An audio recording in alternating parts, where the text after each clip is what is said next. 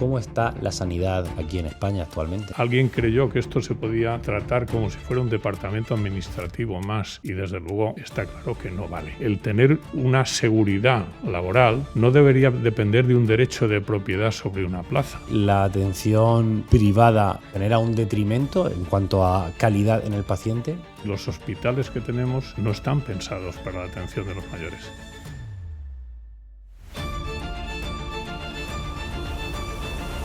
En mi afán por traeros al podcast gente interesante y que creo que puede aportar, hoy os traigo a un invitado muy especial, Juan Pedro Serna. Es médico, especialista en medicina del trabajo, pero lo particular y especial de él es que ha sido director general de varios hospitales y centros sanitarios, como la Ciudad Sanitaria de La Paz o el Ruber Internacional en Madrid. Además, ha sido consultor para centros sanitarios públicos y privados y, entre otras decenas de cargos, director de organización y mantenimiento de hospitales de la Seguridad Social, jefe de docencia e investigación del Servicio Murciano de Salud, por ejemplo. Y quizá debido a esta extensa carrera, su visión de la medicina y del sistema sanitario es bastante particular y atractiva. Te va a gustar. Antes de comenzar, recuerda seguirnos en redes sociales, tanto al canal del podcast como al mío, Dr. Avillán. Este episodio es gracias a ICEN, que es el mejor instituto de formación de posgrados universitarios en nutrición, entrenamiento, salud y deporte. Y también te invito a que te unas a mi newsletter, Vital, donde cada semana te escribo un artículo de salud de verdad para que aprendas de una vez por todas cómo cuidarte. Te dejo el enlace en la descripción, tanto de ICEN como de Vital. Hoy, en Ágora, don Juan Pedro Serna. Don Juan Pedro Serna, ¿cómo estás? Encantado de saludarte y agradecido de tener la oportunidad de participar en tu estupendo trabajo. No, para nosotros tener a alguien de tu trayectoria baja profesional y sobre todo tu actividad pues a día de hoy mantenida, pues es un orgullo. Un placer, de verdad. Yo te querría preguntar, como primera pregunta, para que nos pongas un poco en contexto o para saber tu visión, ¿cómo está la sanidad aquí en España actualmente? Una pregunta muy interesante y de recorrido. Creo que lo que más hemos oído últimamente es que la sanidad está en crisis. Me parece que podríamos opinar sobre si está en crisis. Personalmente creo que sí. Creo que sí, entendida en un doble sentido. La crisis denota que hay problemas, pero es una oportunidad de resolver los problemas. Estamos en crisis por varios motivos. El primero de todos tiene que ver con la economía. Cuando empezó la primera crisis económica del año 2007 en el mundo, ya se notó el recorte en sanidad. Y la última que hemos tenido recientemente, acompañada del impacto que ha significado el COVID, desde luego ha dejado una situación difícil desde el punto de vista de la financiación de la sanidad. Este es el primer elemento. El segundo tiene que ver con la escasez y el desequilibrio de los profesionales. Nos faltan profesionales, esto creo que lo vives cada día en el hospital. Y además hay un desequilibrio porque no se está teniendo en cuenta un aspecto que es absolutamente fundamental. Y es que ha cambiado la pirámide de población de una manera muy importante. Cuando se construyeron los hospitales que están en servicio, nadie se paró a pensar que el tiempo que se tarda en construir un hospital y de ponerlo en funcionamiento significa que la gente se va haciendo mayor. Y cuando contemplas la pirámide de población española, que ya no es una pirámide, sino una especie de hongo, lo que tiene es un volumen de población mayor muy importante y los hospitales que tenemos no están pensados para la atención de los mayores, que tienen problemas agudos, pero tienen sobre todo enfermedades crónicas.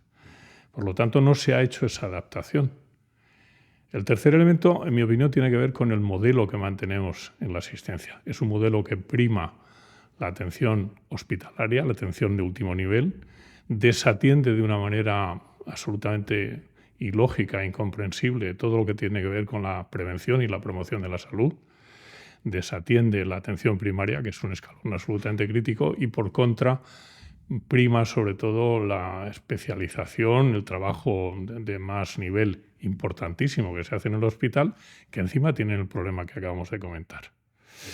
El otro aspecto que creo crítico desde el punto de vista del modelo es que alguien creyó que esto se podía tratar como si fuera un departamento administrativo más de la administración. y desde luego está claro que no vale, no sirve como modelo de referencia. El hospital es un mundo muy complejo y tratarlo como un departamento administrativo y pretender que se siga con las mismas reglas de funcionamiento que un departamento administrativo es un error muy importante.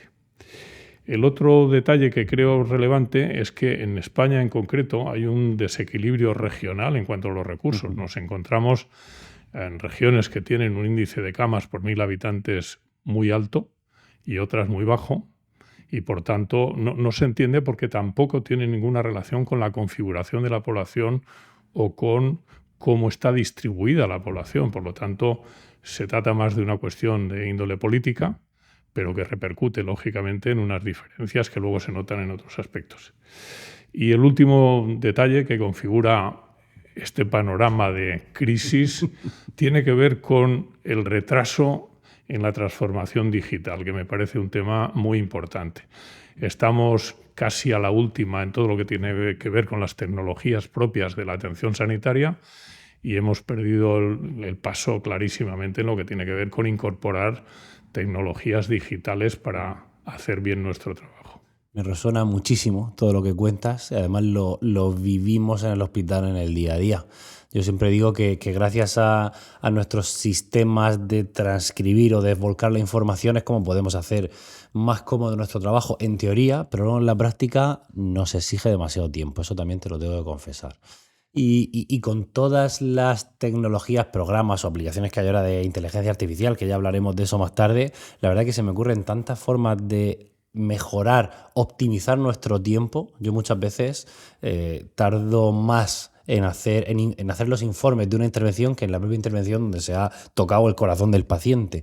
Y creo que eso es un problema. Eso creo que es un problema, porque luego faltan médicos, no faltan recursos, pero es lo que tú comentas, pero vamos a optimizar lo que tenemos, ¿no? Que creo que sería lo deseable. Lo dices y lo tengo que suscribir. De hecho, no hace tanto he leído un informe que calculaba que el tiempo de los profesionales en los hospitales públicos llega a estar ocupado casi en un 20% en actividades de tipo administrativo, lo cual es un disparate. Me parece que se ha quedado cortísimo. Bueno, es que hay gente que se ha buscado mecanismos y seguramente no tiene el nivel de exigencia en cuanto a cumplimentar tanta documentación por una parte o dedicarse a redactar informes, que es un trabajo claramente importante, ¿no? Importantísimo y fundamental, pero no parece razonable que quien es el maestro de obras sea quien lleve los ladrillos a la obra. Quiero decir que tiene que haber distintos niveles. Por otro lado, las tecnologías es evidente que son un recurso desaprovechado desde este punto de vista.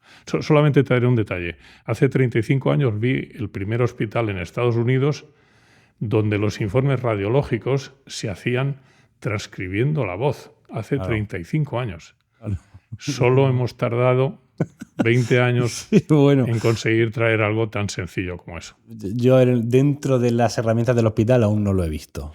Yo me tengo que buscar mis aplicaciones donde a veces informo de manera hablada porque es mucho más rápido y lo copio y lo pego, de verdad. Eso es un poco así. Sin duda. Pero bueno, a mí me interesa mucho tu opinión también porque has trabajado como gestor de hospitales como La Paz en Madrid o el Ruber Internacional, pero te preguntaría, ¿hay diferencias? Porque esto es un tema también muy candente y que la gente lo suele tener como, casi lo defiende como una religión entre la sanidad pública y la privada tangible cuando tú lo estás gestionando.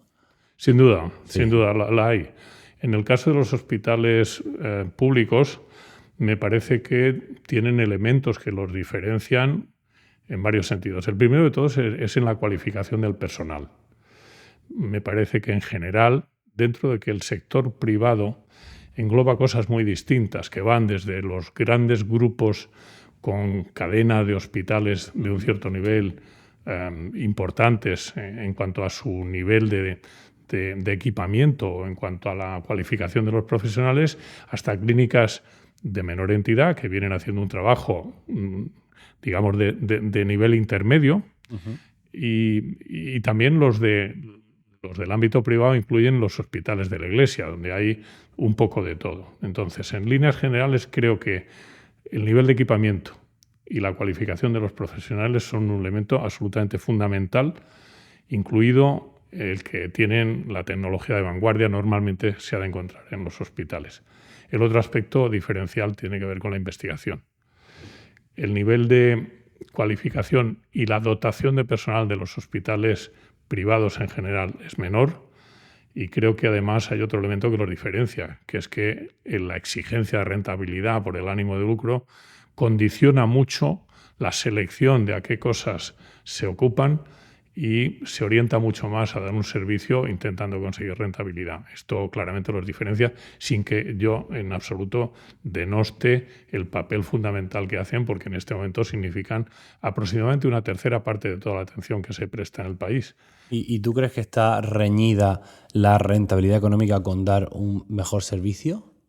En absoluto. En absoluto, creo que no. Lo que creo es que se puede optimizar la eficiencia en los hospitales. Y la eficiencia no está reñida en absoluto con un requisito que sea despreciable en el sector público. Todo lo contrario. Pero sí es llamativo que con el modelo al que me refería antes, esto casi no tiene cabida. Y además sucede algo muy particular. Seguramente la única empresa, si me permites este término para definir el hospital público, la única empresa del mundo donde un colectivo de los trabajadores, el más cualificado, tiene talonarios de cheque de la empresa encima de la mesa y lo puede utilizar como se le ocurre, son los hospitales. Cada vez que decides ingresar a alguien o pedir una exploración o recetar algo, estás utilizando el talonario de cheques. ¿Qué es lo que sucede? Que el profesional se siente responsable del trabajo que hace y le cuesta más trabajo situarse en la perspectiva institucional.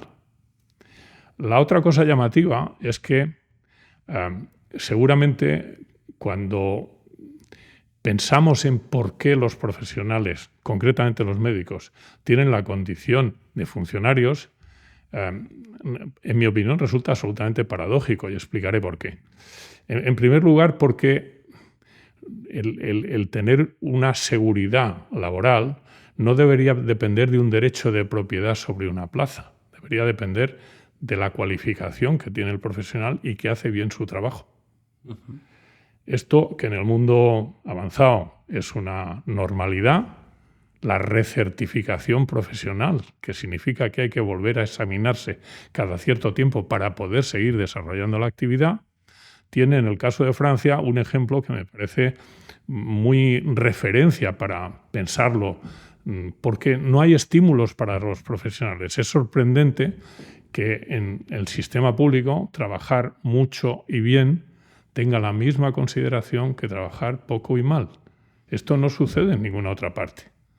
En el caso de Francia, para trabajar en los hospitales públicos, los médicos tienen que pasar un proceso de selección que les acredita para poder trabajar.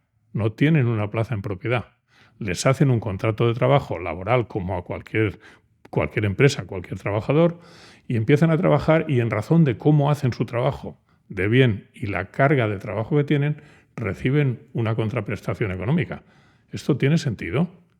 En mi opinión, es mucho más lógico como modelo y significa un aliciente porque cuando introduces la responsabilidad en el gasto y en la calidad, tienes al profesional de tu lado, pero porque tiene a su vez un reconocimiento que toma en consideración que ha hecho muy bien su trabajo. Sí. Y esto aquí no existe. Pero sería posible, yo sé que en Francia los médicos cobran mucho más que aquí en España. Sin duda. ¿Y eso sería posible adecuarlo a un sistema de funcionariado?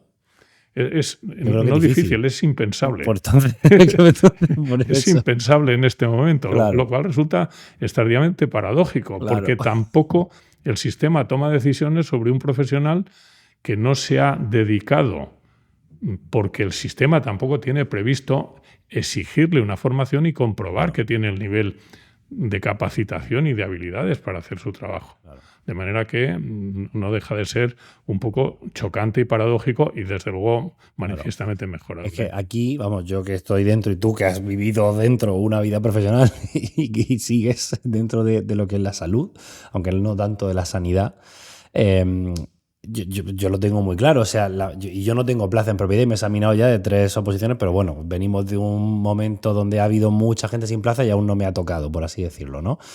Yo pues, sacando un 10 no podría acceder a plaza, pero bueno, da igual. Quiero decir que yo veo en mis compañeros que su ilusión o sus objetivos profesionales es pues conseguir una plaza y, entre comillas, muchas veces es y a vivir.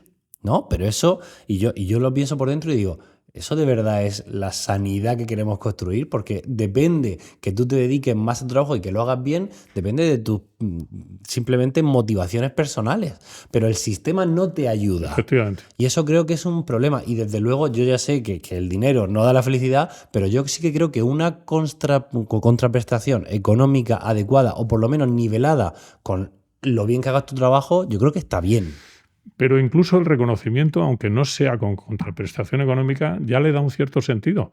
Pero aquí el trato es igual para todo el mundo. Eso. Tú vienes, nadie se interesa por cómo lo has hecho, nadie te pregunta si quieres hacer más cosas, Claro. a menos que tú te empeñes y hagas todo un esfuerzo para conseguir que alguien te oiga y que tome en consideración lo que estás proponiendo. Entonces, no parece muy lógico, porque no es equitativo y al mismo tiempo quita incentivos para los profesionales que quieren trabajar bien. En el caso de Francia hay una derivada que me parece que ayuda a que todo este sistema funcione de otra manera. Hay una libre elección de hospital. Y por parte de la persona, del paciente. Claro, el paciente puede elegir libremente. Lo que pasa es que el gobierno publica cada mes unas estadísticas con la revisión y la cualificación de cada hospital con cada tipo de actividad que hace. Por ejemplo, fracturas de cadera. Y entonces hace un ranking de la clasificación de quién trabaja mejor las fracturas de cadera. Lo cual significa que la población que conoce esa información va allí donde hacen mejor el trabajo. La fractura de cadera quizás no es el mejor ejemplo, pero en tu especialidad, los resultados de tu especialidad. Vienen, te auditan, los criterios de auditoría y los indicadores son iguales para todo el mundo, están publicados, y aquello se hace visible para que todo el mundo pueda elegir. ¿Cuál es la situación entonces? Que hay hospitales que tienen mucha carga de trabajo.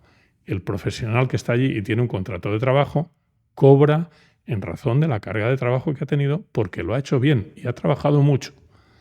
Pero eso significa que hay hospitales que están al final del ranking, no tienen trabajo y entonces el gobierno le dice, mire usted, claro, su contrato no tiene sentido porque a usted no le escogen porque no trabaja todo lo bien que debiera.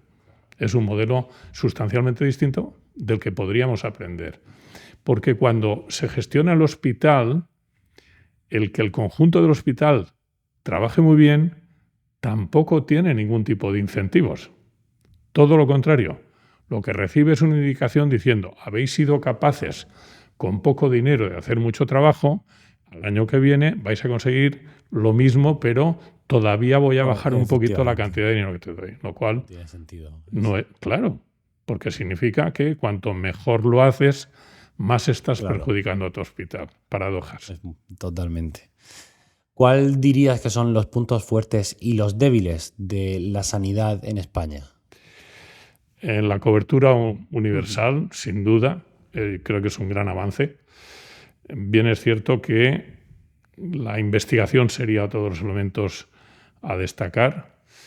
La cobertura universal es un concepto y es una declaración de principios, pero al mismo tiempo habría que considerar el hecho de que 1/3 de la población de España que tiene derecho por la cobertura universal opta por los servicios de la medicina privada.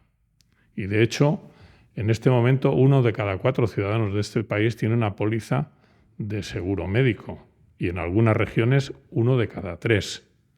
Seguramente, con todas las ventajas que este tema tiene, de tener una tecnología avanzada, las listas de espera y todo lo que tiene que ver con la atención y el confort van en beneficio de los centros privados, que sin embargo difícilmente están comprometidos cuando la atención es muy exigente desde el punto de vista de la cualificación de los profesionales o de las tecnologías que hacen falta utilizar para tratar casos complejos, difíciles y caros.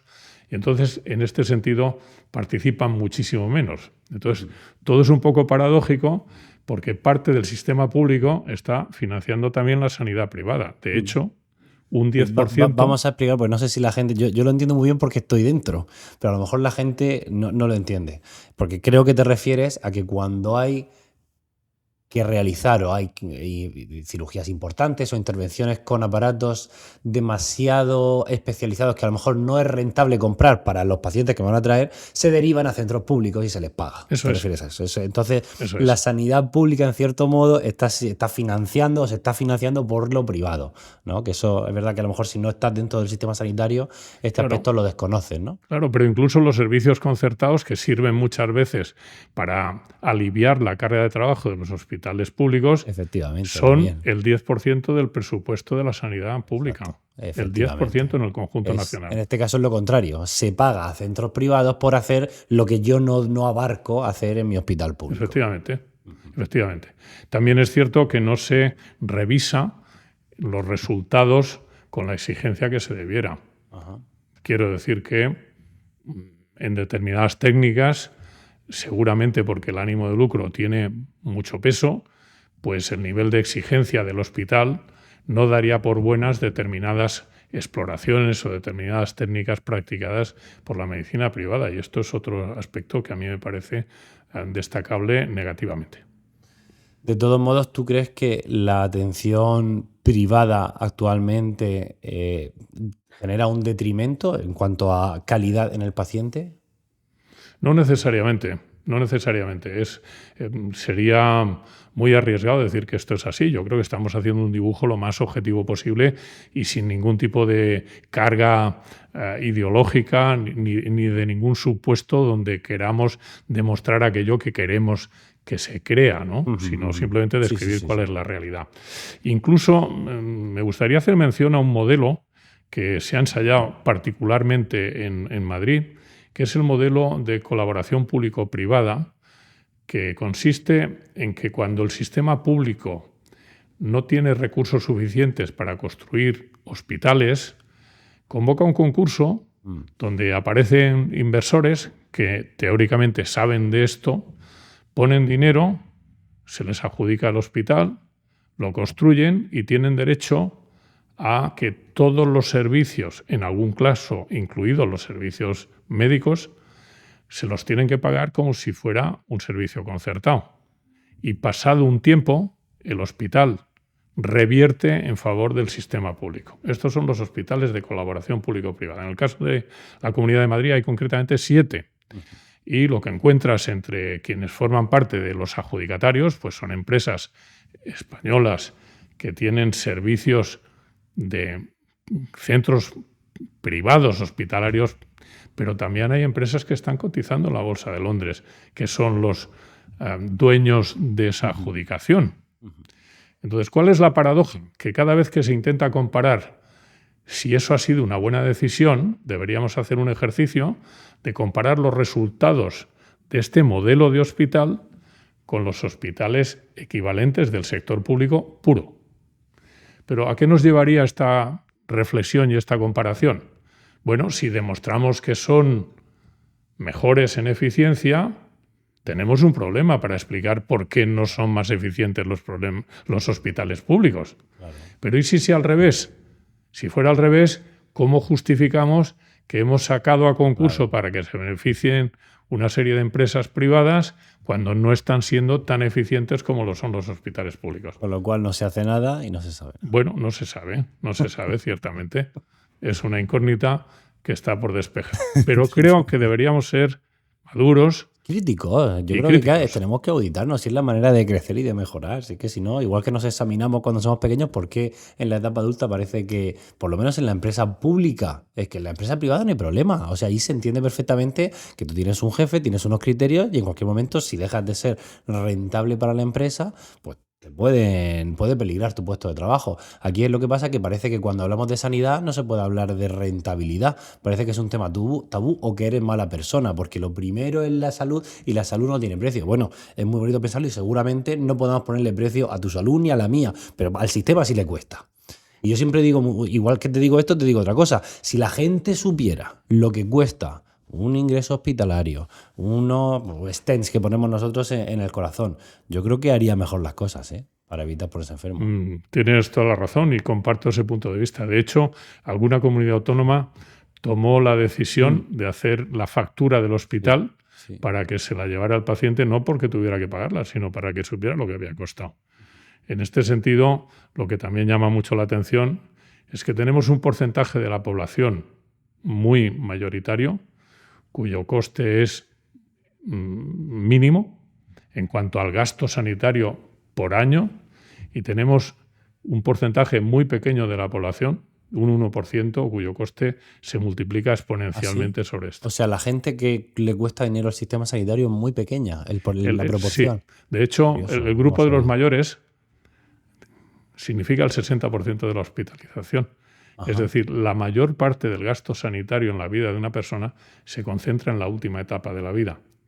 Y cuando hay una patología severa, el porcentaje de población de edad mediana es relativamente pequeño. O, por ejemplo, el número de cáncer que vemos en niños, o patología severa cardíaca. Pero la mayor parte del gasto se concentra en la última etapa de la vida, precisamente por la demanda de servicios de personas que tienen patología crónica que se agudiza. Claro. Entonces, les recibimos en el hospital para tratarles la agudización de su patología crónica y los volvemos al sistema de fuera del hospital, que no resuelve adecuadamente la continuidad de esa cronicidad. No había pensado que la proporción era tan pequeña, pero me parece brutal. Porque otro de los temas que te quería sacar, y aprovecho y te saco, es: yo tengo muy claro que a mí me merece la pena, a mí como persona, prevenir la enfermedad. Y yo, de hecho, abogo mucho por aprender a cuidarnos, ser consciente de los hábitos de vida para evitar la enfermedad, para retrasar, porque la vida, al fin y al cabo, es un periodo que gozamos de salud. Podemos estar mejor o peor por dentro, pero estamos sin ninguna enfermedad. Nos viene la enfermedad y entonces cuando visitamos el hospital. Y yo siempre tengo esa disyuntiva que intento luchar contra ella de: el sistema sanitario se dedica mucho más esfuerzo en tratar que en prevenir la enfermedad. Tú, como gestor, ¿qué nos puedes aportar esto? ¿Por qué no se da más caña a la prevención y parece que la salud son hospitales donde tratamos cosas? Es muy interesante lo que planteas y además me gustaría aportar solo dos consideraciones con datos. El primero de todos es el informe de Lalonde. Lalonde fue el primer ministro de Salud de Canadá en los años 70, que era abogado. Entonces le hicieron ministro de Salud y decidió enterarse de qué era eso de la salud. Y llamó a un grupo de expertos y dijo: oye, explicarme lo que es la salud, porque yo tengo un ministerio de la salud.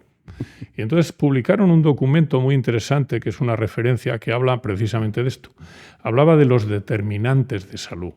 Decía que la salud de las personas depende básicamente de 4 cosas. 1, de su condición biológica; 2, del medio ambiente; 3, de los hábitos de vida; y 4, de los servicios de salud. ¿Lógico? De acuerdo. Bueno, el descubrimiento es cuánto pesan en la salud de las personas cada uno de estos elementos. Porque el dato es el siguiente: el medio ambiente es casi un 20% de la salud de las personas. El estilo de vida, un 43%. La biología, la genética, un 27%. Pero los sistemas de atención sanitaria aportan un 11% de la salud. Y esto fue un descubrimiento impactante, ¿no? Pero, claro, porque la siguiente cosa que se hizo es: ¿y cuánto dinero gastamos en cada uno de estos determinantes? Y entonces salió algo que todavía está por digerir. Nadie ha discutido que esto es así, pero no ha sucedido nada desde entonces. Para el caso de los sistemas de atención sanitaria, aportando el 11% de la salud, se destina el 80% del dinero destinado a la atención sanitaria, para aportar solo el 11% de la salud. Es decir, es mucho más barato y más ético construir una valla alrededor de un precipicio que un hospital estupendo abajo para los que se caen, ¿no? Pero no lo hacemos así, no, efectivamente. No. Pero viene la segunda paradoja. La segunda paradoja es que, sabiendo esto, cuando ya te concentras solo en cómo gastamos el dinero en el territorio de los servicios de salud, no sé si tienes en la cabeza las cifras que estamos destinando a prevención y a promoción. Bueno, del conjunto, algo más de un 3%. La atención primaria ocupa un 14%, la farmacia un 16%, y todo lo demás Especializada. los hospitales. Especializada. De manera que resulta también chocante y paradójico porque... Es lo contrario, ¿no? A lo que luego impronta en la salud de las personas. Claro. Entonces, un ejemplo muy evidente. En España hace poco que se ha publicado el gravísimo problema de la obesidad infantil. Sí. ¿De acuerdo? Bueno, yo no he visto un despliegue preocupados de verdad de qué pasará cuando estos chicos jóvenes que están obesos sean mayores. Tú sabes lo que pasará.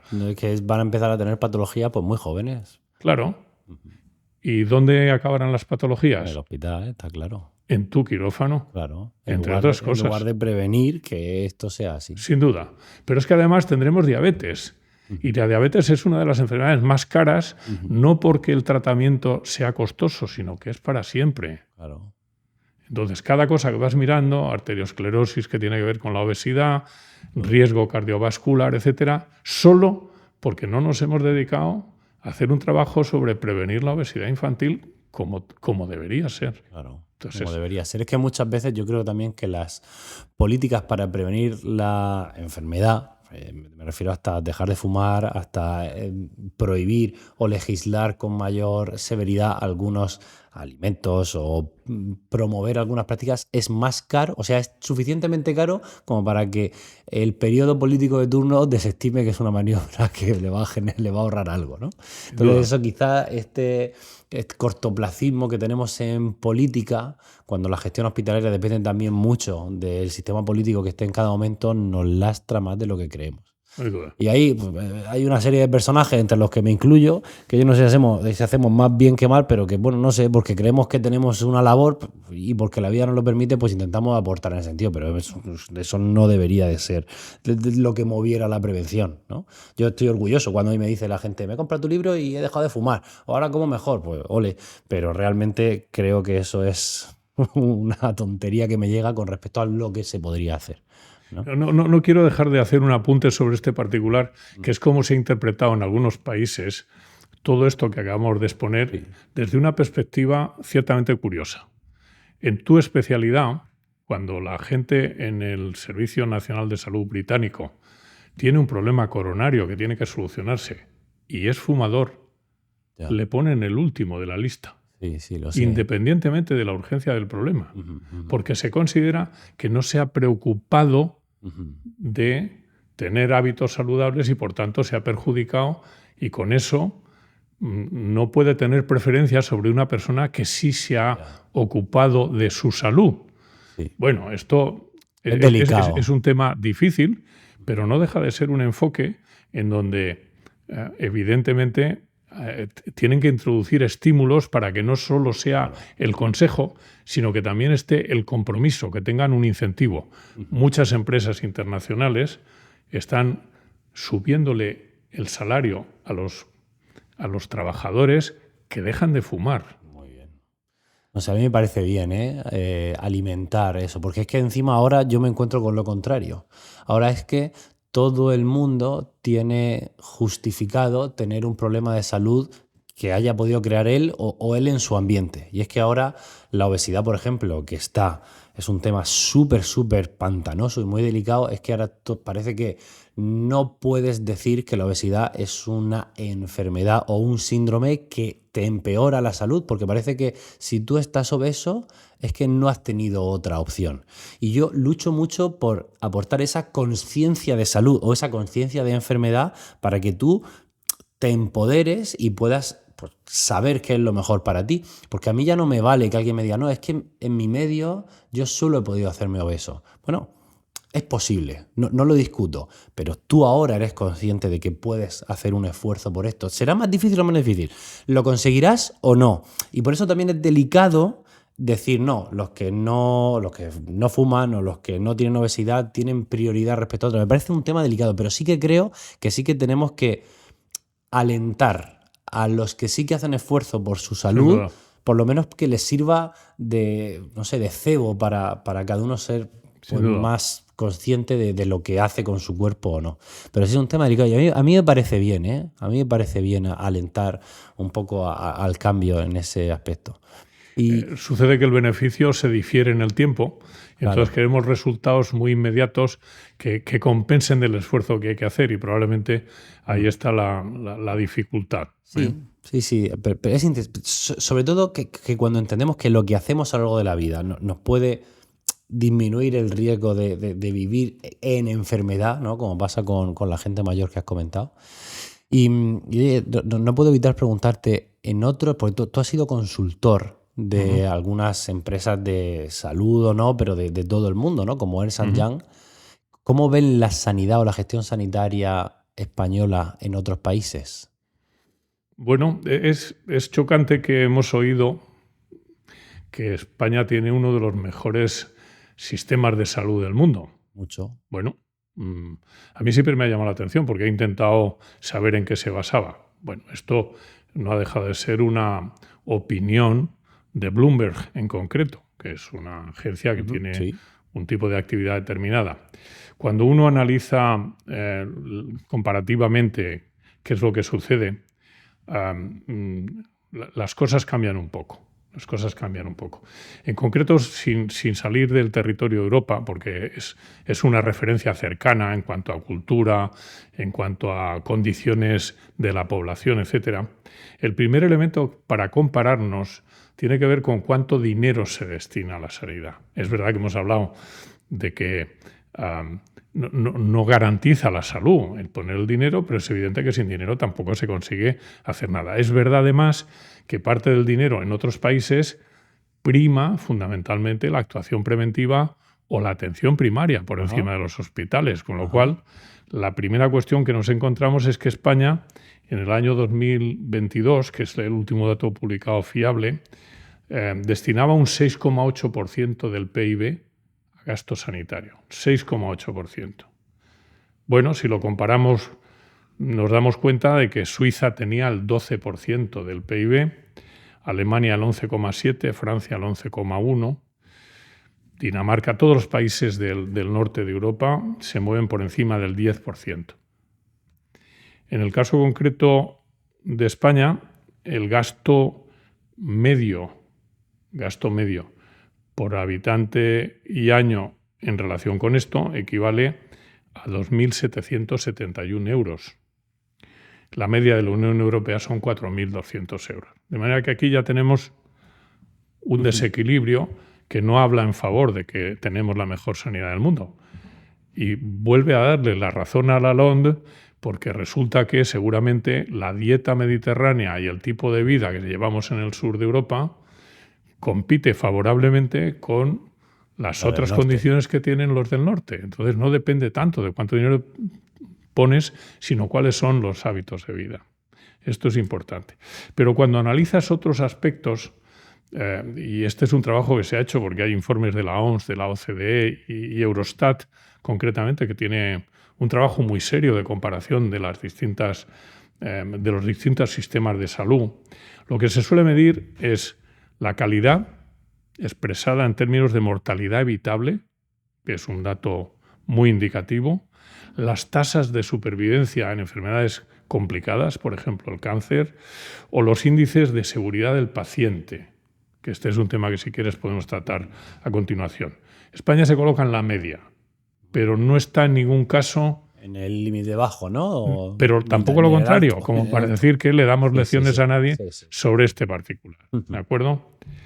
En eficiencia volvemos a estar en la misma situación. Está desequilibrado, porque la esperanza de vida saludable en España no le da esperanza de vida saludable. No es que vivamos muchos años, que los vivimos, es si se viven con salud. Y tampoco aquí los datos comparan favorablemente. No estamos mal, pero tampoco como para decir que somos destacables. El consumo farmacéutico pasa a 3 de lo mismo. Sin embargo, donde sí tenemos los peores datos es el gasto en antibióticos. Consumimos por habitante de año más antibióticos que en ninguna parte de Europa, lo cual resulta como mínimo chocante. Y en seguridad del paciente nos pasa algo de lo mismo. Hablamos de infecciones que se generan en el hospital, de eventos adversos en el hospital o de prescripción potencialmente inadecuada. Esto sería más o menos el cajón desastre. En la media. Bueno, no está mal. ¿Dónde nos sacamos nota? En innovación. Somos muy poco dados a eso de modificar las cosas. Yo me he tomado, además de todos estos informes, me he tomado para hacer esta reflexión comparativa, me he tomado una información que me ha parecido relevante. Creo que donde nos hemos puesto a prueba ha sido en la pandemia, en el COVID. Esto sí que es la prueba del algodón. España es el segundo país de Europa que más muertos ha tenido, en razón de la población que tenía. Solo nos ha ganado Italia y Francia está por detrás de nosotros. Pero somos los que más muertos, suponiendo que se han declarado todos los que fallecieron por COVID. Démoslo por bueno, que hay dudas sobre ese particular. No habla bien de nosotros. No habla bien de nosotros en cuanto a la eficiencia. Pero también hay otro dato que quisiera poner encima de la mesa. La mortalidad infantil, en una visión histórica, es un indicador muy fino sobre lo bien que se trabaja en los servicios de salud. Está en la media alta. Sin embargo, cuando nos han puesto a prueba de verdad con el COVID, en el caso de la mortalidad infantil, es una visión prolongada en el tiempo, el COVID nos ha dejado retratados y sobre todo en el post-COVID, porque lo que ha pasado con las listas de espera y con el síndrome del agotamiento de los profesionales continúa, como bien sabes. Vaya. Y de hecho no hay un referente parecido en otros hospitales de Europa como el que se está viviendo aquí como consecuencia del post-COVID. Esta visión tan crítica que agradezco mucho escuchar de tu boca, ¿no? Como profesional de esto, ¿cuál crees que son los principales temas a tratar o aspectos a mejorar que tiene la sanidad en nuestro país? Bueno, yo creo que han ido saliendo desgranados durante la conversación. Sí, pero ordéname, dime 3 que crees que deberíamos de mejorar ya. El modelo. Sí, ¿no? El modelo Es fundamentalmente. más difícil casi de cambiar, ¿eh? Claro. Pero es que sin cambiar el modelo es impensable que se pueda conseguir un funcionamiento diferente. La siguiente cosa tiene que ver con la coordinación entre los niveles asistenciales. Y luego hay aspectos absolutamente fundamentales que tienen que ver con la motivación de los profesionales, que a su vez está vinculada con el modelo, y desde luego lo que tiene que ver con eso que llamamos la continuidad asistencial. El hospital sigue siendo un territorio muy cerrado y se entiende regular con todo lo que tiene que ver con lo que pasa fuera del hospital. Pero es que mucha gente cree que la salud es el hospital. No tiene nada que ver. Es donde vamos cuando perdemos salud. Efectivamente. Los otros 2 aspectos que en mi opinión son críticos tienen que ver con lo que llamo gestión del conocimiento. Los hospitales son sistemas complejos, adaptativos, donde lo que hacemos es aplicar conocimiento. Y si no gestionamos el conocimiento correctamente, y luego si quieres podemos entrar un poco en detalle, pero me parece que la gestión del conocimiento es un aspecto absolutamente crítico, y lo que se llama la gestión basada en valor, que es un término que se ha puesto de moda, yo trataré de explicar en qué consiste. No es tanto cuánto trabajo hacemos, sino qué hemos conseguido con el trabajo que hemos hecho, en términos perceptibles como beneficio para quien han acudido a un hospital porque tienen un problema están enfermos. ¿Y cómo se puede medir eso? Pues se mide preguntándoselo a los enfermos. Y esto no lo solemos hacer. Esto se llama PROMS. Es que a mí, o sea, es que es que es todo muy curioso, o sea, lo que me cuentas es chocante. Es que la sanidad se hace por y para el paciente, pero casi sin el paciente. O sea, así. No se le pregunta nada, el Es así. paciente va, se le cura y hasta luego, y lo vemos en la consulta en el mejor de los casos, ¿no? Pero tú sabes que es así. Sí, por eso O sea, te lo digo. Cuando trato de explicar esto, siempre cuento cuando hace muchos años que estudié medicina y cuando nos llevaban de estudiantes, el jefe de cirugía aparecía en una sala donde había 8 o 10 pacientes que compartían el espacio. Entonces los hospitales... Sí. Muchas camas en las habitaciones. Efectivamente. Bueno, yo recuerdo concretamente, y lo cuento como anécdota, que entraba y preguntaba, ¿qué tenemos aquí? Y entonces le decían, en la 28 un esófago. En la 29... un páncreas. En la 30 una vesícula. Y al de la vesícula, no, lo vamos a operar mañana. Y entonces se acercaba y le ponía la mano encima y le decía, que mañana te quitamos la vesícula, ¿eh? Venga, pues hala, hasta luego. Claro. Bueno, esto, en lo que ha pasado desde entonces, nos parece inconcebible, ¿cierto? Sí, Pero sí. yo estudié medicina con esta realidad que acabo de describir. En el mundo más avanzado, a nadie se le ocurre que cuando hemos terminado de actuar con alguien que tenía una enfermedad, un problema de salud serio, y se va, no le preguntemos ¿cómo le ha ido? Claro, ¿cómo estás? ¿Cómo le ha ido? Y segundo, ¿cómo ha sido su experiencia en el trato que ha recibido respecto de sus expectativas? La experiencia vivencial. ¿Le han considerado adecuadamente como persona? ¿Le han preguntado? ¿Ha estado usted atendido correctamente? Más allá de si le hemos arreglado su problema. Esto se llama PROMS y PREMS y está absolutamente arraigado en el mundo más avanzado, por ejemplo, en la sanidad del norte de Europa. Yo reivindico que esto debería ser parte sistemática de lo que es nuestro trabajo. Hay que comprobar qué hemos hecho con nuestro trabajo. Entonces, la comprobación pasa también por otro elemento que me parece fundamental al que se le concede una importancia no proporcional a la gravedad que tiene. Hablo de la seguridad de los pacientes. Esto no es fácil de decir, pero un 10% de los pacientes que pisan en el hospital tienen una situación de riesgo por el funcionamiento del hospital, no por la enfermedad que traían. Esto tiene que ver con errores de identificación, errores de comunicación, momentos de fatiga de los profesionales. Bueno, la lista es inagotable. Pero hay infecciones nosocomiales que son un problema muy serio y hay malpraxis médica. Entonces, todo esto significa que el 10% tienen un problema, pero no menos del 8% del coste del hospital tiene que ver con arreglar los problemas que hemos generado.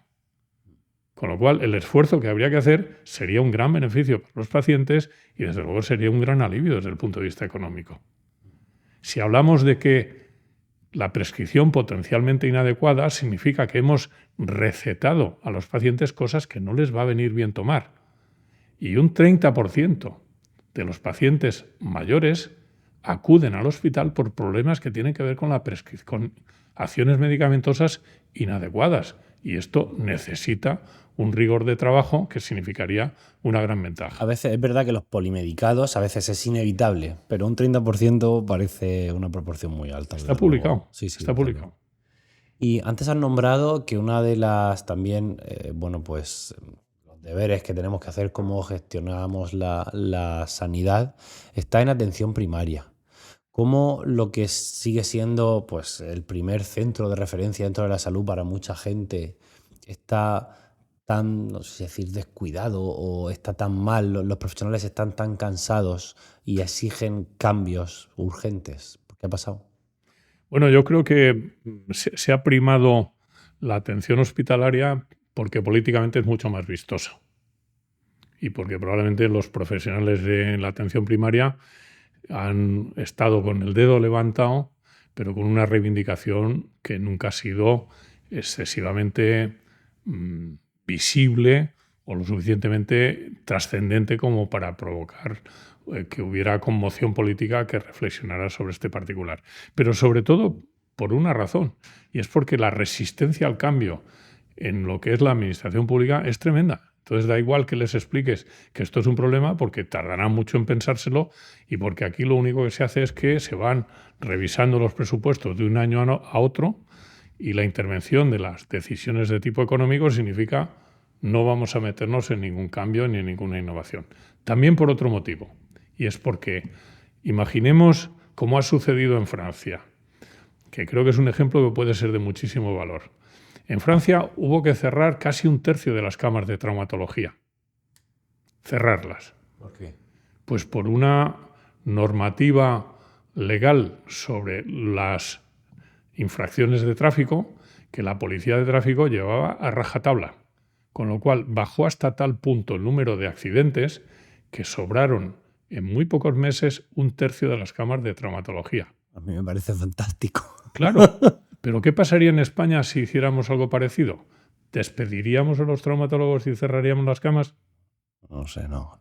Supongo que no, porque no, eso es impensable. Claro, pero si tenemos una estructura que no es modificable, Ya, no es nada fácil mejorar, que nos planteemos en que mejoremos, salvo que lo que hagamos es poner más dinero, porque no vamos a despedir a médicos del hospital para poner más médicos de primaria. Y tampoco llega la cantidad de dinero que ponemos destinado a la sanidad, porque ya hemos llegado seguramente a nuestro tope. Con lo cual, es una pescadilla que se muerde la cola en sentido negativo. Es muy difícil, pero ¿tú crees entonces que quizá poniendo más recursos, más centros de salud o mejorando las condiciones mejoraría la atención primaria? Eso sin duda. Seguro, ¿no? Sin duda. Además, creo que es la apuesta. No significa desinvertir en los hospitales, pero sí potenciar la atención en primaria. Con una derivada, en mi opinión, y es en esto en lo que estoy trabajando últimamente, lo que creo que hay que potenciar, y el Ministerio de Sanidad ha dado un paso adelante en este sentido muy concreto, lo que creo es que hay que potenciar el seguimiento domiciliario por la atención primaria siempre que sea posible, especialmente en la cronicidad. ¿Pero te refieres como teleatención, telemedicina? ¿No? ¿O no? Telemedicina, pero también muchas más cosas. Es una telemedicina avanzada, pero que permita que la gente, que nadie tiene interés no solo en no ir al hospital y encima tener riesgos, porque en el hospital, salvo que estés muy angustiado, no apetece estar. Claro. No conozco a nadie que le apetezca estar. Algún enfermo hay que está, pero vamos, pocos, sin duda. Pero donde está bien la gente, si está bien atendida, es en su casa. De la misma manera que tampoco quieren institucionalizarse. Los mayores, que es el colectivo que más demanda, prefiere que su centro de salud le atienda cuando pueda en el centro de salud, pero la mayor parte del tiempo un seguimiento domiciliario que permita que un personal auxiliar y un sistema de telemonitorización le puede ir llevando y cuando lo necesite tiene una visita o puede ir al centro de salud o le pueden llevar al hospital porque es la exigencia. De manera que el modelo tiene que cambiar en absoluto sobre el sistema piramidal que existe para modificarlo y hacerlo un poco más equilibrado. Ya que te has metido en este tema, aterrízamelo, porque acabas de hablar de ideas, pero ¿qué quiere decir eso para las personas mayores o que necesitan atención sanitaria frecuentemente o en qué estás metido? Bueno, es algo que me estoy dedicando desde hace 6 o 7 años. Es mi actividad profesional por convicción y porque creo que es una necesidad incuestionable. He traído unos datos que creo que nos pueden ayudar mucho sobre el particular. Me vas a permitir, esta es una diapositiva que utilizo frecuentemente. Qué bueno, la podemos poner. Luego nos la quedamos, José, y la ponemos en pantalla. Empieza hablando del envejecimiento de la población española como factor trascendente.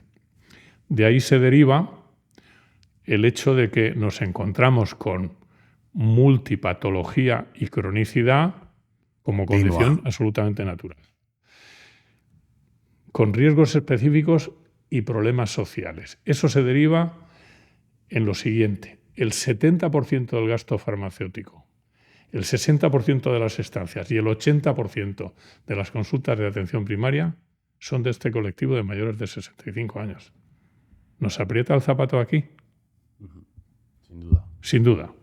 Pero si además ves las listas de espera y ves el nivel de saturación y de carga de trabajo que tienen los profesionales, esto no hay otra manera de atenderlo. Y la solución no es esperar a que se hagan dependientes y llevarlos a un centro geriátrico. Esto no es la solución, porque además el 90% de los mayores no quieren ir a un centro geriátrico, como es lógico, ¿de acuerdo?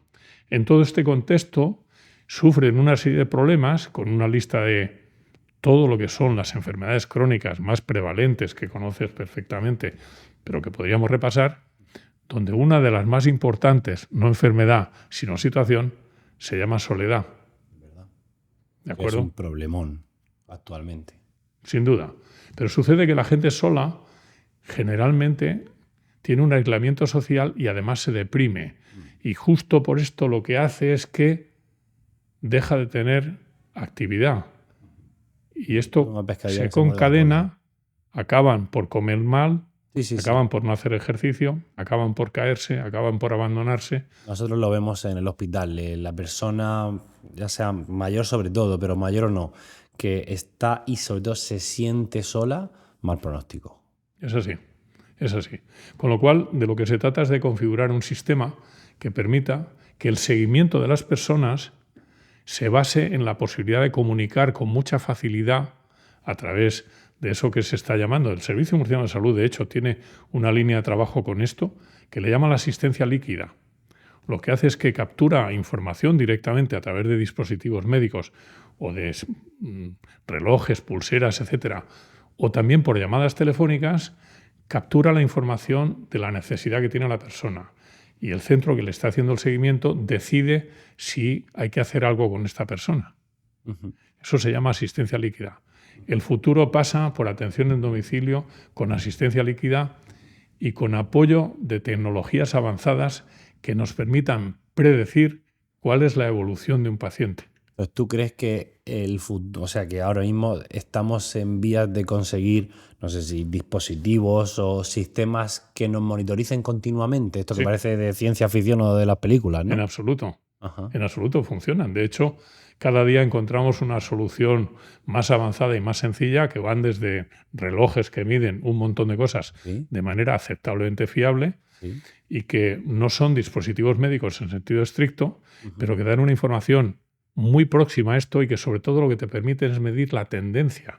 Ajá. No se trata de una situación en un momento determinado de que la tensión...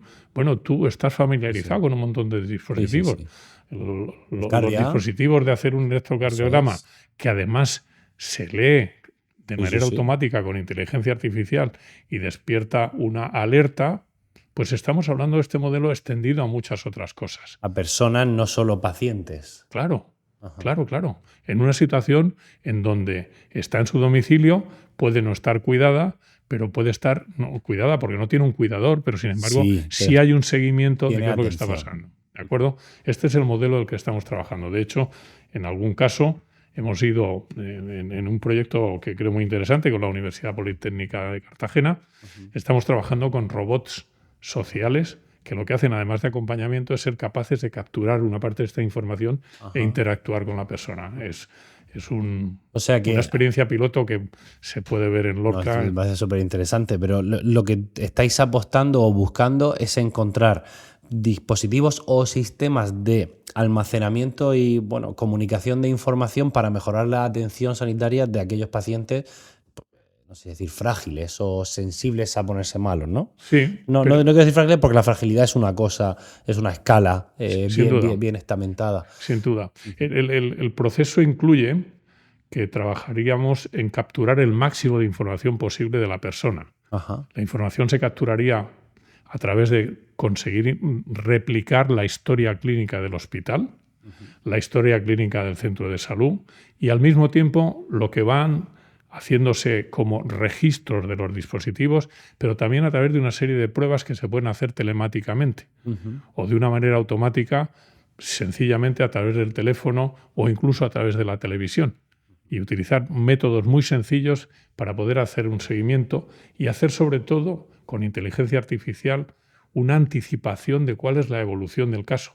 Y no esperar a que haya síntomas o las cosas se hayan puesto muy mal, sino anticipar que las cosas no van a ir bien. ¿Y qué crees que se va a poder adelantar al diagnóstico? Estamos hablando de, no sé, porque una caída es algo fortuito que te puede pasar o no. Obviamente, si deja de latir un corazón, lo va a ver un reloj y a lo mejor puede llegar antes al domicilio, pero en enfermedades comunes, ¿eso puede mejorar la atención? ¿Cómo qué? Por ejemplo, en el uso de los diuréticos de ASA. Por ejemplo. En la insuficiencia cardíaca, en las patologías renales se utilizan diuréticos de ASA. Sí. Que son medicamentos para la gente que fuerzan la diuresis para evitar la congestión de un corazón insuficiente o de un riñón que no hace suficiente orina. De acuerdo. Bien. Si estamos en condiciones de poder hacer un seguimiento del peso de la persona a través de algo tan sencillo como que se sube una báscula que manda la información a su teléfono y nos la manda al centro de control. Correcto. Si nosotros observamos una pérdida de peso y una tendencia, antes de que tenga síntomas de deshidratación, intervendremos para decirle, tiene usted que beber agua o váyase al hospital directamente, Claro. antes de que sea una situación establecida. Ajá. Muy bien. ¿De acuerdo? Sí. O lo contrario. Alguien Claro. que gane 2 kilos de peso en un día no puedes haber comido tanto, ¿no? Efectivamente. Efectivamente. Pero hay que hacer la comprobación, porque algo tan sencillo como subirse a la báscula Sí. es que recibe una indicación a través de un mensaje diciendo, pésese usted porque no he recogido su peso. Pésese usted porque no he recogido su peso. Otro ejemplo sería un proyecto que está haciendo el Servicio Murciano de Salud de seguimiento del dolor crónico en el domicilio. Exactamente igual. Lo que recogemos es la respuesta a los tratamientos y la expresión de los pacientes sobre cómo se encuentran. Es más, les proponemos unos pictogramas con la escala a través de pictogramas del nivel del dolor que tiene y comprobamos al mismo tiempo pues, si está durmiendo correctamente, si está comiendo correctamente, en fin. Al final lo que tienes es un ecosistema de recogida de información y de actuación de varios profesionales que pueden intervenir porque pueden acceder a esa información y verla y compartirla y discutir detalles y trabajar coordinadamente. A mí que todo esto me parece apasionante y creo que sería un adelanto brutal, no me lo imagino en mi hospital. Bueno, ¿Qué podríamos hacer? en tu hospital los pacientes de Bueno, mi hospital insuficiencia... no por el mío, me refiero. No, está en un bien. hospital público. Perfecto. Los pacientes de insuficiencia cardíaca tenéis Tenemos incluso una unidad de insuficiencia cardíaca en mi hospital. Claro. El seguimiento de la insuficiencia cardíaca se puede hacer en el domicilio, monitorizando algo tan sencillo como la ganancia de peso o la respiración afectada que hace que no puedan dormir bien. Sí. Algo tan sencillo como esto. Sí, no, si no digo que no me la creas, digo que no me imagino la aplicación o en el ordenador del hospital con estos programas tan, no sé, anacrónicos que llevamos, pues que hay aplicaciones de inteligencia artificial. Ojalá me equivoque, ojalá sea tan fácil.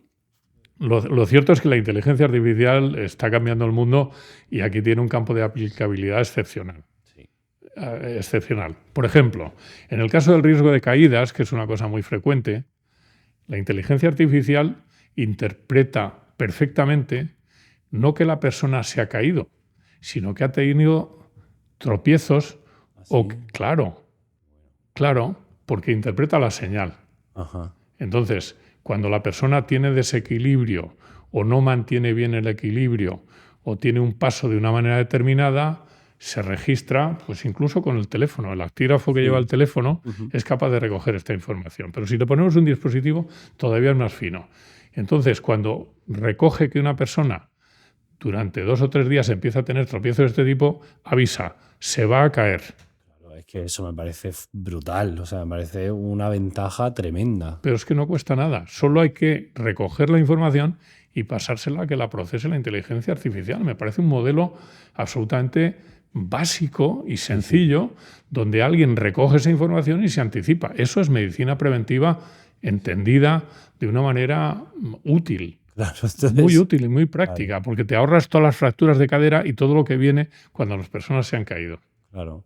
Y además me parece un modo de optimizar los recursos. Si es que al final perdemos mucho tiempo nosotros perdemos, no sé si decir perdemos, pero tratamos demasiado y prevenimos poco. Y muchas veces también yo hablo de prevenir y parece que quiero enseñar a la gente joven a comer. No, pero es que prevenir una caída en un anciano, esto sí que es crítico. Porque luego entras al hospital, sufres una infección y ahí se te puede acabar todo con una... Claro. Todos hemos escuchado la historia de se murió por una tontería, pero bueno, es que cuando vienen las complicaciones... Está claro. Así. Pero, por ejemplo, otra utilidad tiene que ver con la adherencia a los medicamentos. El recordar. El recordatorio de que hay que tomarse una medicación, porque hay algo tan sorprendente como que sabemos de hace tiempo que en los mayores polimedicados 1/3 toma la medicación fenomenal, 1/3 más o menos y 1/3 directamente no se la toma. Bien, a raíz de esto es muy sencillo poder hacer la comprobación de 2 maneras. Una, recordándoselo, viendo si ha retirado o no las recetas de la farmacia y preguntándoselo directamente. Entonces el sistema es tan sencillo como te manda un aviso y te dice, ¿me puede usted contestar en este momento una pregunta? Don fulano, y le llama por su nombre, es un chatbot. Claro. Pero tú cuando llamas a cualquier empresa te encuentras un chatbot que interactúa contigo. Pues los chatbots se pueden utilizar para esto. porque están programados y captan la información, la capturan y la transforman en un dato que puede ser una alerta. Entonces, desde ese punto de vista, por ejemplo, en el caso del robot, lo que se utiliza son sensores que no son invasivos, que no son intrusivos, pero podemos identificar cuál es el comportamiento de la persona, sus rutinas cada día, y cuando hay una alteración de la rutina, inmediatamente despierta una alerta de que algo no está yendo correctamente. Por ejemplo, a la hora que tú te levantas normalmente puede haber un margen de 30 a 40 minutos de un día para otro. Pero si no te has movido de la cama y no has pasado por el baño, algo no está funcionando bien. Claro. ¿De acuerdo? Todo esto solo con sensores de presencia. Oye, ¿dónde están? ¿Qué dispositivos tenemos en mente? Pues no sé cómo es una pulsera, es un anillo, ¿puede ser todo? Puede ser todo, por una razón. Estamos en lo que se llama el Internet de las cosas. Sí. El Internet de las cosas incluye desde sensores de presencia tan sencillos como los que iluminan. Esquina, o sea que no tenemos que llevar nada puesto. No, y es más, cuando pasas por allí enciende la luz porque es de noche, o sube la persiana o lo que quieras, no hace falta nada más. Pero es que además cada poco tiempo la evolución que hay con estos dispositivos es tremenda. O sea, los anillos que simplemente te miden la frecuencia cardíaca, la temperatura, incluso la variabilidad de la frecuencia cardíaca. De la frecuencia cardíaca, que por cierto es un indicador estupendo desde el punto de vista de la fragilidad, que es otra cosa que incorporamos aquí como dato, ¿no? Entonces, cuando baja mucho, malo. Efectivamente. Entonces, lo que estamos descubriendo es que el juntar mucha información distinta, aparentemente irrelevante, da una imagen muy adecuada de cuál es la situación y preguntarle al paciente también. Por ejemplo, en el sistema que está diseñado y con el que estamos en este momento trabajando, está previsto que la persona tome la iniciativa, sin que nadie le pregunte, por ejemplo, para decir que ha perdido a su mascota. Ajá. ¿Por qué? Porque interpretar que está deprimido lo podemos hacer mejor si sabemos que se le ha muerto la mascota, porque nos lo ha dicho.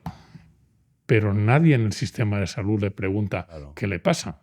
Es que también la psicología o las cosas que nos afectan a nuestra forma de ser o de pensar no se tienen en cuenta muchas veces. Pues se trata de cambiar este orden de cosas y que la persona se sienta muy fácilmente incorporada a todo eso y no sienta que no importa o que no tiene manera de comunicar o de comunicarse.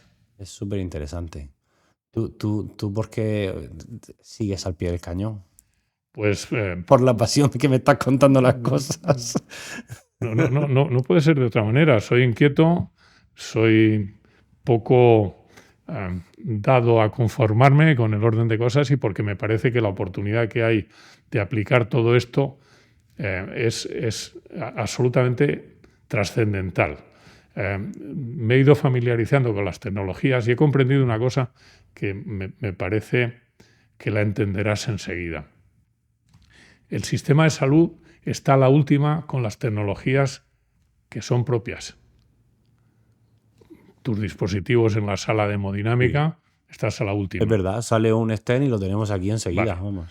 En oncología están a la última en lo que quieras.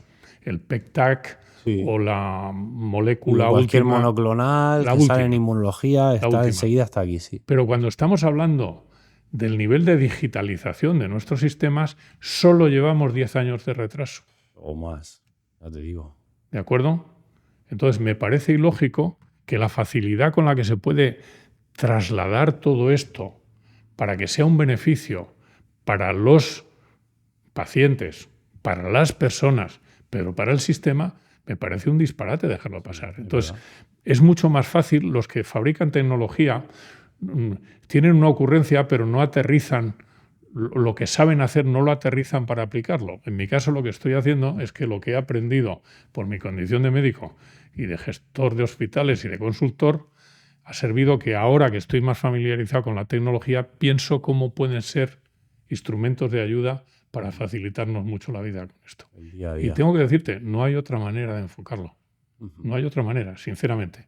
O sea, no podemos tener una enfermera para cada persona que lo necesita en su domicilio. Es impensable, no se puede.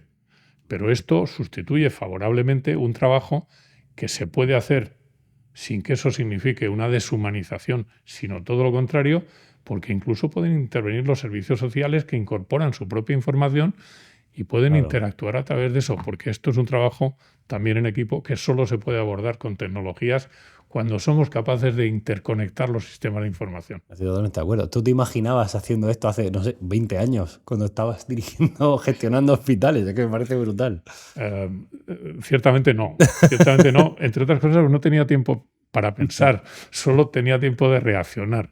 La colección de problemas era inagotable y además cada persona que venía con su problema. Hasta que aprendí a decir, oye, ¿se te ha ocurrido cuál es la solución de tu problema? Porque a lo mejor a partir de ahí podíamos avanzar un poquito. ¿Y tú has cambiado en tu manera de enfocar las cosas o de trabajar?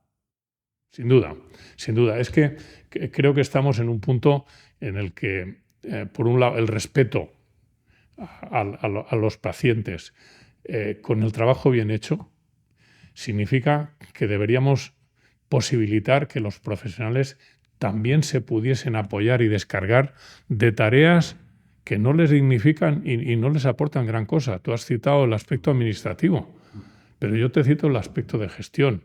Vosotros no intervenís en la gestión. ¿Verdad? No intervenís en la gestión. Y en la medida en la que tuvieseis información, sería mucho más fácil. Pero diré más, las tecnologías pueden hacer un trabajo en el que probablemente no habéis pensado.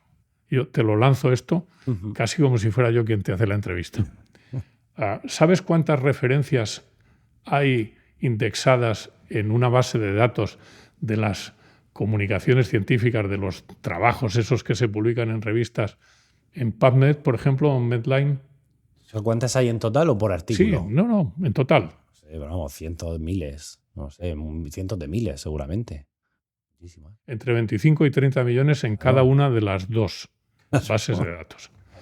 La pregunta siguiente. ¿Sabes cuántas publicaciones se indexan nuevas cada año? No lo sé, pero vamos, también me imagino que cientos de miles. 1 millón aproximadamente cada año. La pregunta es, ¿cuántos profesionales, ahora vamos a segmentarlos solo, tú eres capaz de leerte todos los artículos que merecen la pena de tu especialidad? Yo, en mi especialidad, busco los que me interesan y los escaneo. Y ya, si hay alguno que me interesa mucho, me lo leo. Y yo considero que como estoy al pie del cañón en redes sociales y tengo que dar la cara, yo creo que estudio mucho. Pero eso a lo mejor a la semana son 2, 3 artículos. Pues multiplica por las semanas que tiro el año menos mis vacaciones, pues ya está. Pero eso la gente no lo hace. ¿Crees que puede hacer algo la inteligencia artificial por ti? Muchísimo, estoy seguro, es verdad. Sí. Se trata de esto. Es decir, la ayuda que puede significar en la toma de decisiones que tú tengas algo que ha trabajado muchísima información por ti, que te la condensa y que es capaz de entenderse y de interactuar contigo y preguntarte tú qué necesitas, o puede sugerirte, ¿has pensado que podría irte bien para esto? Sí, sin duda. Eso es un avance extraordinario. Total. Entonces, nosotros no somos de la misma generación, sí tenemos una sensibilidad muy parecida, pero yo me acuerdo la primera vez que intenté trabajar con publicaciones científicas, yo me tenía que ir a rogarle al responsable de la biblioteca que me dejara de Strangis que hiciera una fotocopia de un artículo. ¿Es comparable de lo que estamos hablando? Brutal. Es imposible. Es imposible. Por lo tanto, cuando tú tienes acceso a ese volumen de información de una manera tan sencilla y cuando lo que está sucediendo es que todos hemos comprendido que compartir el conocimiento es una cosa absolutamente trascendente, no podemos mirar para otro lado. Tenemos que favorecer eso. De la misma manera que tenemos que favorecer que una persona que tiene, por ejemplo, un sistema de cobertura en Muface con una compañía de seguro médico y decide pasarse al sistema de seguridad social, no tiene una historia clínica. Nada, cero. No tiene información clínica. Bueno, esto es... O que vienen del pueblo de al lado que pertenece a otro área dentro del sistema murciano y no lo tengo que ir copiando, pegando. Claro. Fatal. O cuando estás en la playa y has cruzado la frontera a una otra comunidad autónoma, tú tienes que decirle, mire usted, yo creo que me han hecho no sé qué cosa. Entonces esto es inconcebible en un mundo avanzado que desaprovecha las posibilidades que tienen las tecnologías. Y mi trabajo, ahora que he visto lo que pueden dar de sí, consiste en ver cómo podemos aterrizar todo esto en beneficio de los profesionales y en beneficio de los pacientes. Gente inquieta, como tú necesitamos. Muchas gracias. Te querría pedir una última cosa, porque favor. aquí en Ágora siempre les pedimos a nuestros invitados que nos digan 3 cosas para terminar. Que una es una reivindicación, otra es un deseo no cumplido y otra es una confesión. Puedes decirlas en el orden que quieras, si quieres decirlas. De momento nadie se ha negado. Un deseo no cumplido. Sí. El deseo no cumplido es haber tenido una receptividad mayor en quienes tienen la capacidad de decidir. Esto tiene un elemento de decepción en la medida en la que uno explica estas cosas, las razona, las expone y supone que quienes tienen la capacidad de decidir lo van a tener en cuenta y lo van a transformar en decisiones ejecutivas. No ha sido así. No funciona. No funciona. No La funciona. motivación es otra, ¿no? Desgraciadamente. Sin duda. ¿Una confesión? Una confesión. No me hace feliz la idea de que me voy a perder todo lo que está por venir. Bueno, o no, porque ahora se pueden vivir muchos años, ¿eh? Bueno, espero que las lesiones me respeten. Sí. Yo hace muchos años que soy joven, pero es apasionante ver que este cambio trascendental que estamos teniendo, inducido no solo por la tecnología, sino porque el concepto de lo humano tiene que revisarse también. Y esto es una parte de la reivindicación. Creo que hay que rescatar con la tecnología la condición humana. Esta es mi reivindicación y creo que es posible. Nos lo ponen difícil, ¿eh? De hecho, si no lo miramos bien, puede convertirse en lo contrario. Veo con gran preocupación varias cosas. Una, que las mayores compañías tecnológicas del mundo están interesadísimas en todo esto y eso es un terreno en el que hay que garantizar el uso bueno. El buen uso. ¿De acuerdo? Y creo que el que la población conozca esto, sepa lo que puede dar de sí y conozca los riesgos que se tienen, es absolutamente imprescindible. Muy interesante. Y una reivindicación, creo que falta. Reivindicación. Reivindico que haya más gente que quiera reivindicar porque tienen razones para reivindicar. La verdad que sí. Qué bonito. Pues muchísimas gracias, Juan Pedro, por tu visita. Hemos aprendido mucho. Tienes una visión muy, bueno, experimentada, pero particular, ¿no? Sobre todo muy luchadora. Me ha gustado mucho ver que sigues viviendo y luchando en tu día a día por mejorar el sistema que al fin y al cabo recaba en nuestra salud. Así que muchas gracias por haber estado con nosotros. Soy yo quien nos lo agradece, de verdad. Encantado, ha sido un placer y si ha servido para ese magnífico objetivo en el que llevas aportando tantas cosas, de verdad que me voy encantado. No tengo ninguna duda. Pues muchísimas gracias, nos vemos en siguientes episodios. Chao.